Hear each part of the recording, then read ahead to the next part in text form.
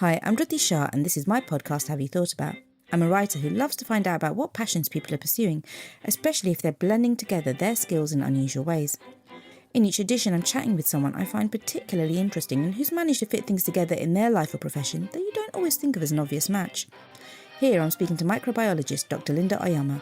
Linda, we met as we're both members of the UK Young Academy, but you're a dynamo, a whirlwind, and you do a myriad of things.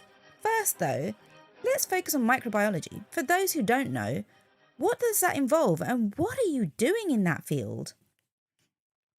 So microbiology, as the name suggests, and when you think about micro, we think about small things. So when you think about your micro SIM, is a really small SIM compared to the SIMs we used to have before on our phones. And biology is life. So microbiology is the study of life of really tiny things that we can't see with our eyes, and we would have to study them under the microscope.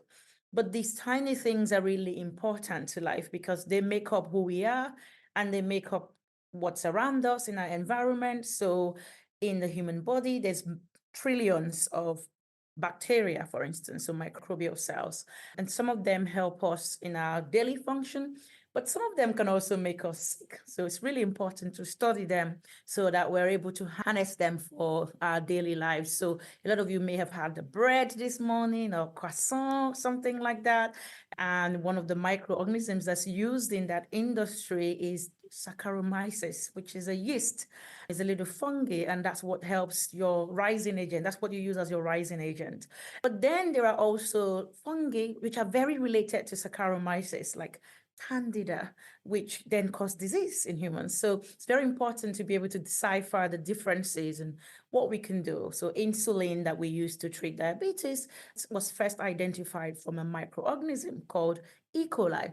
And E. coli also gives us urinary tract infections. So that's why it's very important to really study these microorganisms. And what I do on a daily basis is I lead a group of young scientists to look at how we can understand how these little bugs, some people call them superbugs, how they cause disease, and especially how they stop responding to treatment. Because sometimes you would have been to the doctor and they would have given you an antibiotic for maybe a sore throat or maybe a wound infection, and it didn't work. And you had to go back for them to give you another one. And we call that resistance, which means the organisms are being defiant against the medicines that have been used to treat them. And so my group studies how that happens. And my group also tries to understand the interplay of the human, the animal, and the environment and all of that kind of interaction. But we also are developing alternatives to current antibiotics to try and solve that problem so that we can begin to treat these organisms again. I've heard this term antimicrobial resistance. This is literally what you're talking about, right? In terms of the latter stage. That's right. And that's something that's going to become more prevalent, and that's becoming a lot more discussed generally beyond the science circles. So you're really at the vanguard of things. Is that scary? Is that exciting? Is it a combination of the both? How do you navigate this pathway? Well, it's a combination of both, but I would say perhaps more exciting because you never know what you're going to find. And it also really is exciting because you can feel like you're contributing to solving a challenge that is facing society, even if it's in the smallest bits and smallest amount of contribution. And you're able to kind of talk with other people, not just within your field, but across different fields might be considering this. So environmentalists, behavioral scientists who might be telling people about how not to use antibiotics or to use it wisely, and so many other angles, and modelers who will be looking at how the distant organisms are beginning to jump from one environment to another, and people who are in epidemiology. So it's very exciting because you can get to work with lots of different people. And I think for me, the why it's exciting is the fact that we could potentially be helping to solve that problem. So antimicrobial resistance, which people call AMR for antimicrobial resistance. Already, we know that it's causing a lot of deaths in the UK alone. Last year, it cost over 700,000 deaths directly, and causes even more indirect deaths, over 1.2 million indirect deaths associated with AMR. And in the world globally, there's more than 4 million deaths annually from AMR that was reported in 2019. So And there's a huge projection of about 50 million deaths a year by 2050. So that's really something that we need to do something about. It's not like an acute infection. It's there, it's endemic, it's there, and it's always going to be there. And we just need to keep finding ways to keep on top of the game. Wow. And Linda, I'm really intrigued. Like, how did you even get into this in the first place? Like, was there a catalyst moment when you were a kid or a teenager? This is something that I really need to take action about, because you're doing some pretty impressive work, but that stage to get there, it must have been a real journey. Well, how did I get here? Like every Nigerian child who is in the sciences, because I grew up in Nigeria, went to school in Nigeria, and the only science you really heard about was medicine. So when I was in high school, all I knew was that I was going to go to university and I was going to do medicine. However, I didn't do medicine. And so I started thinking about what else can I do that is in the sciences? Because I was always interested in sciences. I loved my biology, my chemistry, and my physics. So I thought I'll do something that is challenging. I've always liked a challenge, but I've always wanted to do something that was meaningful. So when I didn't do medicine and I decided, okay, I didn't get into medicine now, what will I do next? I started looking at the brochures for the universities, and I found some what people would call allied medical sciences. So biochemistry and microbiology was listed as some options. Bearing in mind, I didn't know what any of these two courses were because nobody's ever said anything about them to me. But I just thought to myself, well, there's biochemistry, it's got biology, it's got chemistry, I love those. And there's microbiology, well, it's got biology, so I love it. So I chose those as my options, and I was selected for microbiology. Like every young person, I was gutted that I wasn't selected for biochemistry, even though, like I said, I didn't know anything about the two courses, so it wouldn't have made a difference. But when I got into microbiology, I kind of got really upset about the fact that first I didn't do medicine, now I didn't get biochemistry, and now I'm in microbiology. I was so upset. I said, I will show them I'm not supposed to be here. So that really spurred me on to really throw myself into it, to try to do really well. But when I started taking my modules in microbiology, I found that, it was really interesting. And at the time, I had a younger brother who was quite young and who was unwell. And that's when I started to know a little bit more about antimicrobial resistance, because some of the medicines they were giving him, whatever they did, didn't really work. Sadly, we lost him while I was still studying, but that made me really think, I want to learn more about genetics. I want to learn more about how these bacteria cause, illnesses and how we can treat them. And so my first project when I was finishing my undergraduate was on looking at some of the medicinal plants that we had in Nigeria and to see how we could harness them for treating some multi-drug resistant clinical pathogens that were very common where I came from. So that's where the journey started. So I think this area is sort of called antimicrobial chemotherapy, or some people call it pharmaceutical microbiology, something like that. So I think that's where that kind of love came. And when I finished my degree, then, well, sometimes it's good to be upset and channel your upset into a positive way. Well, that led to it being me being the overall best graduating student at the university for that year, which opened the opportunity for me to be awarded a scholarship to come and study anywhere I wanted.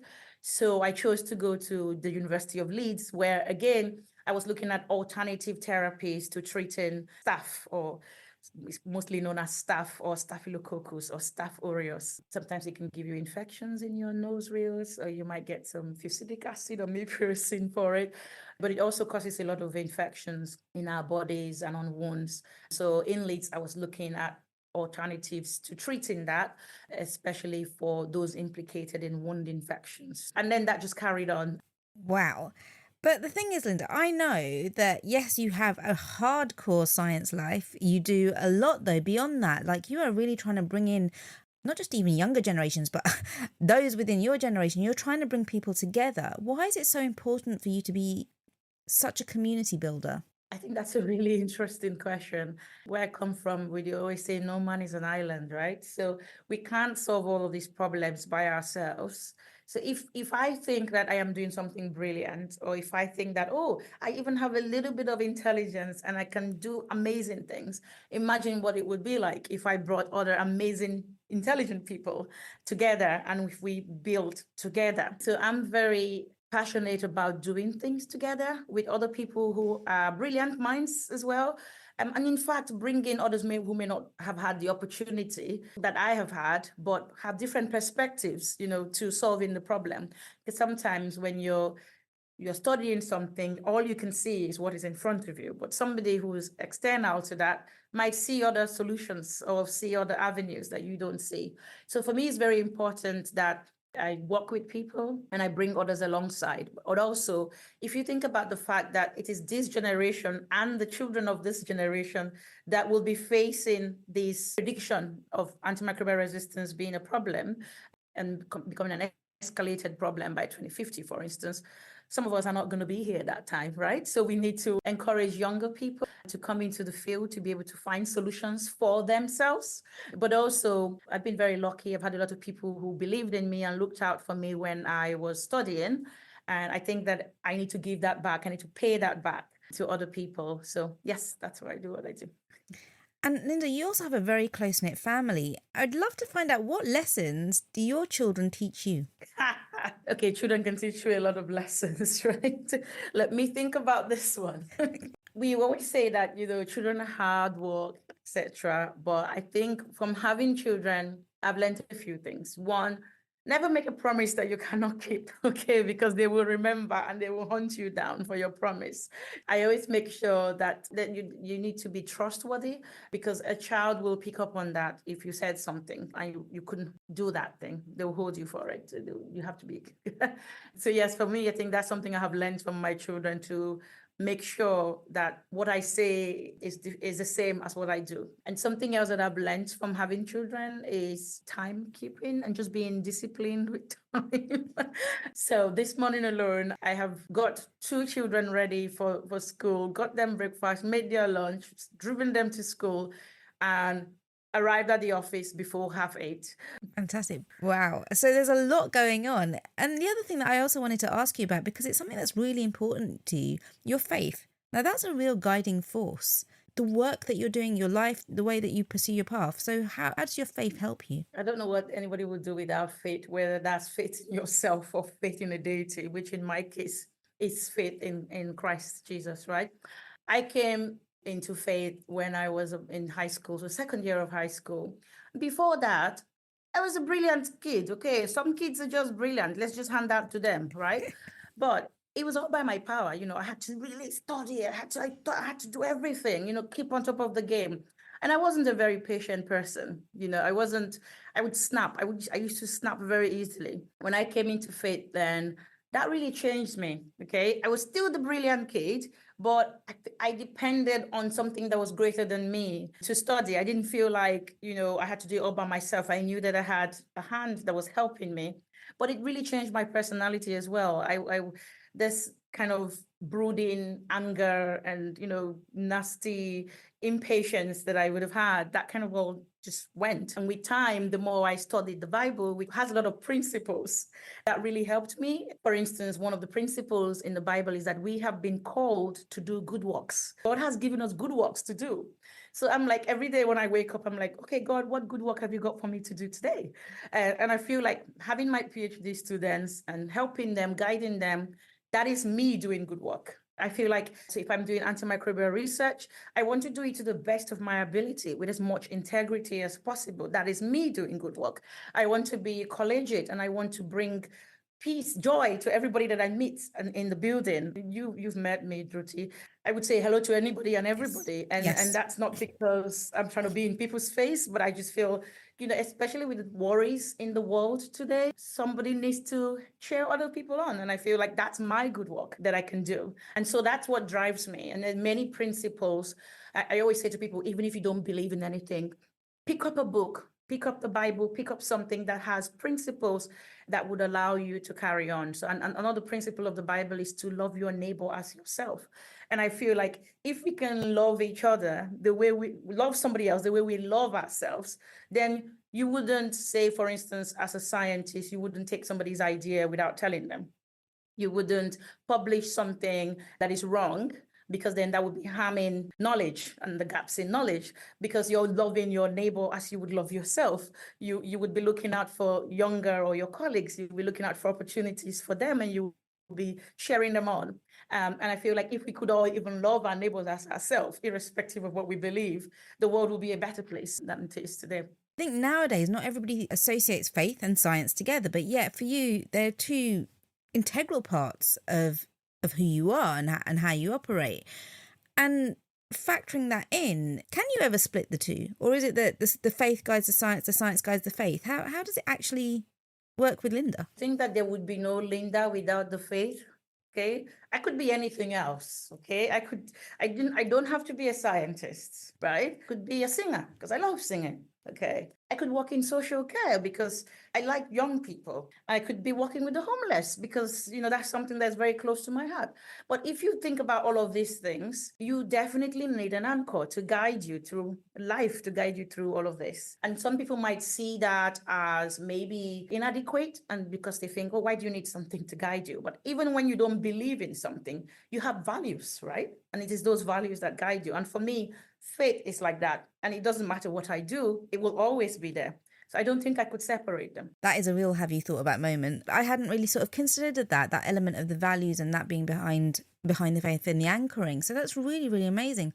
One other thing I also wanted to actually ask you about, so I'm just going to move away slightly, but you mentioned it briefly earlier in the conversation, and I think it's really important because I haven't had these conversations before. You do actually a lot of work around food security. Why is that so important nowadays? Because I don't think people are always necessarily realising quite how close to home that issue of food security is right now. Yes, so I suppose we think, what is food security? Yeah. Food security is, in the simplest terms, as I understand it, is making sure that everyone can has something to eat, and not just something, but something nutritious and something safe. Especially given that the world's population is growing, there are lots of places where there isn't enough food to eat. But to make matters worse, the angle that I work on food security, again, has to do with disease transmission within the food systems.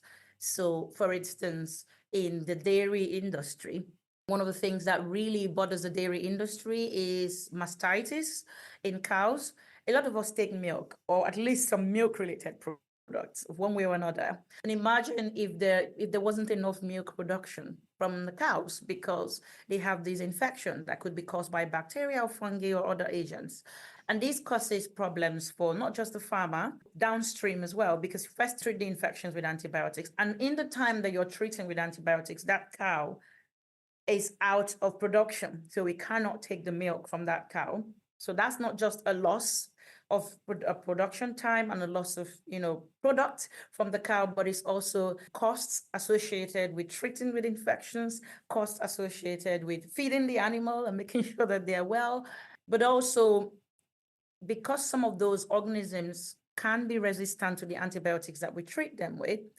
That's where my research kind of comes into play. So understanding how we can first reduce mastitis incidences, for instance, and then secondly, develop alternatives to current antibiotics. So reducing the use of antibiotic in the first place, but developing alternatives that would potentially be more effective than current antibiotic treatments will help to secure that industry, if that makes sense. And so provide milk, say, for instance, think about babies who have to have formula milk, and formula milk obviously comes from cow's milk, and so on. So that's how we secure our food, if we call it. That's one aspect, and that's the research that I do in that space. Linda, is there anything you don't do? Well, I don't know what I don't know. I think there's so many things that I don't do, let's just say, but I wouldn't know what those things are. I only know about the things that I do. You talked about singing earlier. What is it that you do to relax? Oh, God. Okay, so to relax, there's time to. So I just listen to a lot of music and do some funny things with my children. We record ourselves dancing to songs that we all love, and then we sit back and watch the recording and laugh at each other's moves, etc. I like Korean drama. Okay, Oh. I like historic Korean dramas, and I like it to be as hardcore as possible. So sci-fi and zombie, things like that. I want something that I can't predict. Okay, again, even relaxing, if it's too relaxing, I fall asleep. So it has to be engaging. So yeah. the Korean drama, honestly, that is new to my radar, let alone the antimicrobial resistance. My husband thinks I'm crazy for doing this. Anytime I'm watching a TV show, I'll choose a foreign one and I'll watch it in the original language and have the subtitles on. And he's like, why do you like watching things you have to read off the screen? Why don't you just put it in English? Because sometimes you can choose the option. And I'm like, but it's not their original voices. It's just a voiceover. And it takes away all the nuances. I want to hear all the languages because that's something that's really close to my heart, is people speaking in a different language from me. I just love it. I'm like, I want to hear it. I want to hear how it sounds when they say it in their own language. But are you now relatively fluent in Korean? Well, I'm not fluent, but I can understand a few things. And sometimes without even realizing, I'm not looking up at the screen and I understood what they said. So it helps that my older daughter was quite interested in this. When I started watching, she started teaching herself Hangul, so the Korean language, on Duolingo. And I was really surprised that I was watching a show one day and she came in and the person had a name tag, like a badge. And she read the name of the badge, even though it was written in Korean. And I couldn't even do that because I don't know the alphabets yet. Thank you, Linda. Now, do you have an interdisciplinary life? Because I would love to hear from you, and perhaps we can chat on this podcast that goes with my newsletter, which is called Have You Thought About, and can be found via www.ruthishah.com. Please join me next time for a fun conversation with another guest who likes to mix up lots of things in their life. Do listen to past episodes and rate and review the podcast if you've enjoyed it. Thank you to Rian Shah for the music.